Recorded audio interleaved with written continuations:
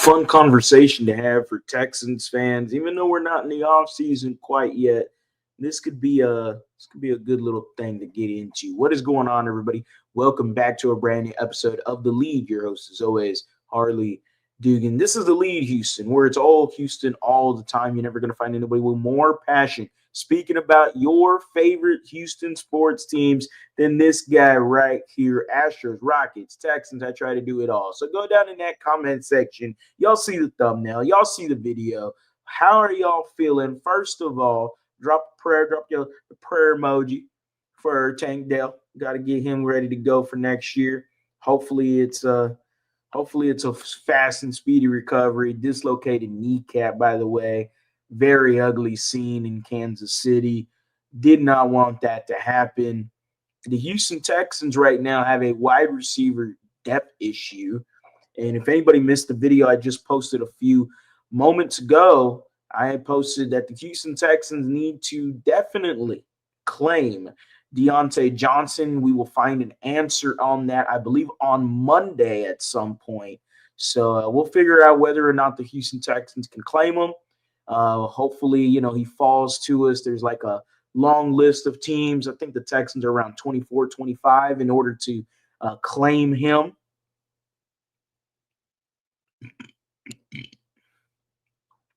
But the topic of this conversation, and this is for all of the commenters, all of the subscribers, while you're at it, make sure to like as well, man. Do y'all staying, hit that bell for the notice to turn on. Garrett Wilson is a conversation to be had.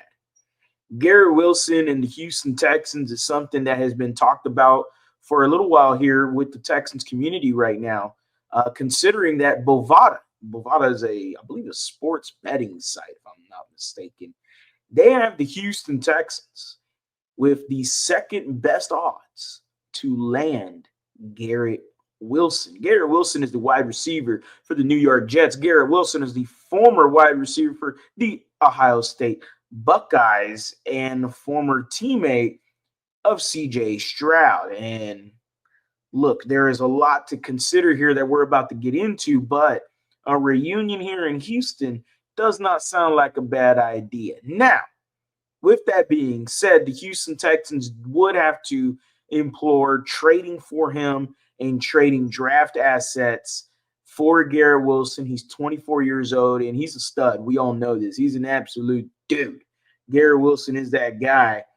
Him, Nico, and possibly Tank next year is a damn good trio, and a younger, maybe similar but better trio than the one you had previously of Stephon Diggs, Nico Collins, and Tank Dell.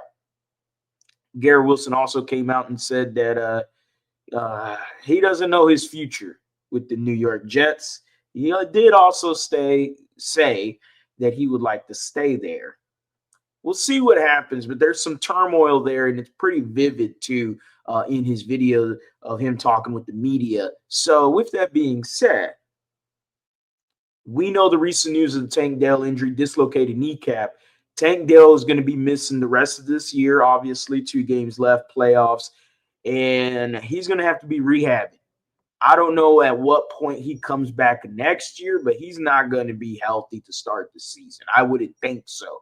Again, unless he has a very speedy recovery, but it's going to be very tough for him. It is. This is a very dangerous injury that he had. So I'd rather work on the side of precaution when it comes to Tank Dell, and his overall future as a wide receiver is in jeopardy because of this injury. That's how bad it was.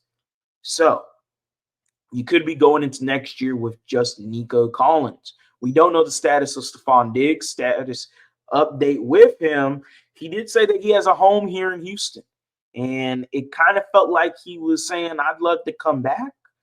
I believe this is the better option for the Houston Texans, is just pay another 1-year deal to Stephon Diggs, have him come back and run back the trio of him, Tank, and Nico Collins. Even without Tank, he still has Stephon Diggs. This Houston Texans team will still have to spend a draft pick on a wide receiver at some point, not saying first or second round, unless somebody falls to you, then hey, if it's too good to be true, then go get it. But Tank Dell, I do think is not going to be healthy for the start of the season. Stephon Diggs is up in the air.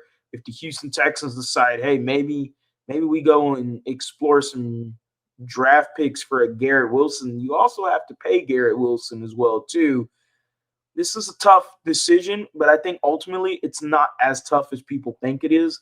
I think Garrett Wilson, as much as I would love for him to be here, as much as I would like for him to be here, trading draft assets just doesn't feel like the best way of going about this offseason. We all know what to fix this offseason. It's the offensive line. And OC would be pretty cool too. Not quite sure what happens there. But we all know that we would rather spend our draft picks on the offensive line instead of trading them for a wide receiver in Garrett Wilson, considering you still have Nico Collins.